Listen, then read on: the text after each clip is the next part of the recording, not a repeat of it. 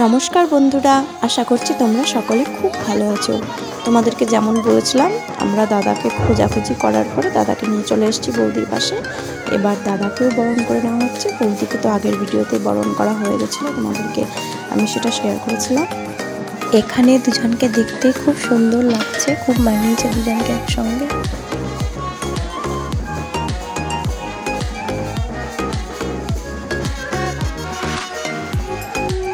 এখানে দাদা বৌদি একসঙ্গে বাড়ির ভিতরে প্রবেশ করলো। এবার যে যে রিচুয়ালসগুলো আছে, নিয়ম, সেইগুলো এখন হবে। তার মধ্যে একটা হচ্ছে রান্নাঘরে যে দুধ উতলানোর রিচুয়ালসটা হয়, নিয়ম, ওইটাই এখন হচ্ছে। এরপর বধূবরণ পর্ব শুরু হবে।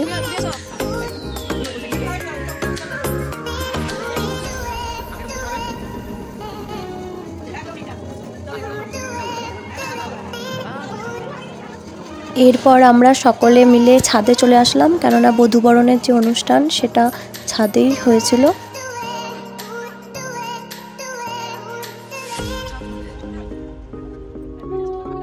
এখানে বধূবরণ অনুষ্ঠান শুরু হয়ে গেল। প্রথমেই ছোট জেঠিমা, মানে নতুন বৌদি ভাইয়ের শাশুড়ি মা হচ্ছে, তো জেঠিমা প্রথমে বধূবরণ করে নিচ্ছে। তারপর একে একে আস্তে আস্তে সবাই যে যার মতন বধূবরণ করে নেবে।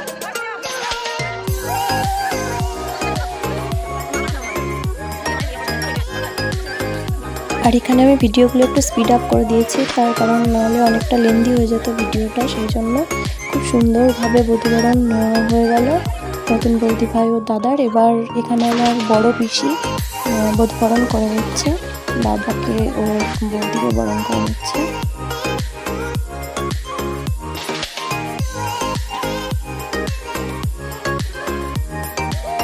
এবার মা এখানে বরণ করে নিচ্ছে। মা সম্পর্কে তো ছোট কাকিমা হয়, আমি আগেই বলেছিলাম। তো এবার মা বরণ করে নিচ্ছে দাদাকে ও বৌদি ভাইকে।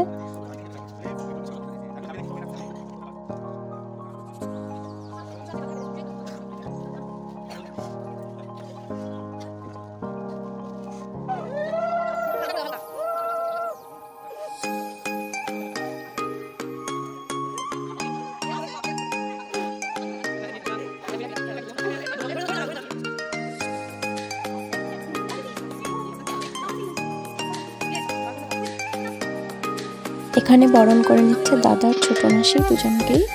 তো সেদিন ঠান্ডাটাও না হঠাৎ করে খুব পড়ে গেছিলো, 15ই ডিসেম্বর।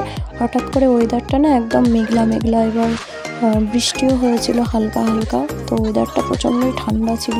বৌদি ভাইয়েরও দেখলাম গলাটা প্রায় বসেই গেছিলো ঠান্ডায়। তো এখানে ছোটো মাসির হয়ে গেল বরণ করা। এবার বরণ করে নিচ্ছে, এটাও মিষ্টি বৌদি ভাই, এটা নতুন বৌদি ভাই যা হচ্ছে সম্পর্কে।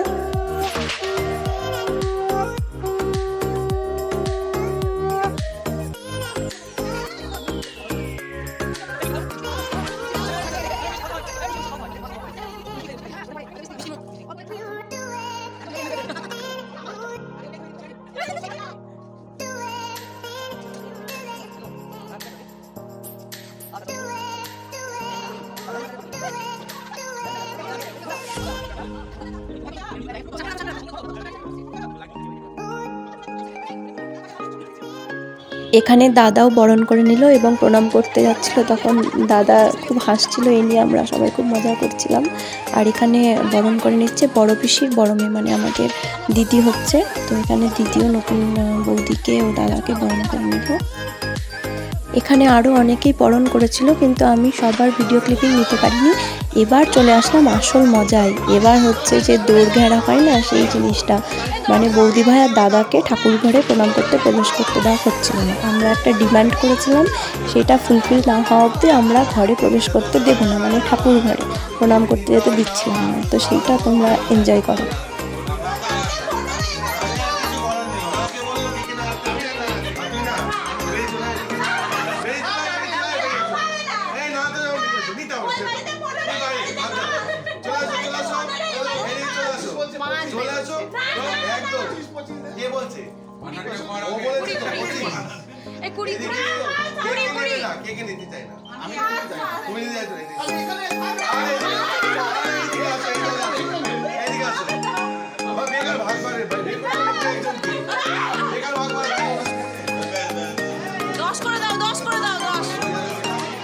অনেক কষ্ট করে দাদার পকেট ফাঁকা করার পর আমরা বললাম যে চলো তোমরা এবার ঠাকুর ঘরে প্রবেশ করতে পারো। আর অনেক জার্নি করে এসেছিলো কলকাতা টু বহরমপুর, ওদের শরীরটাও ভালো করছিল না। তারপরে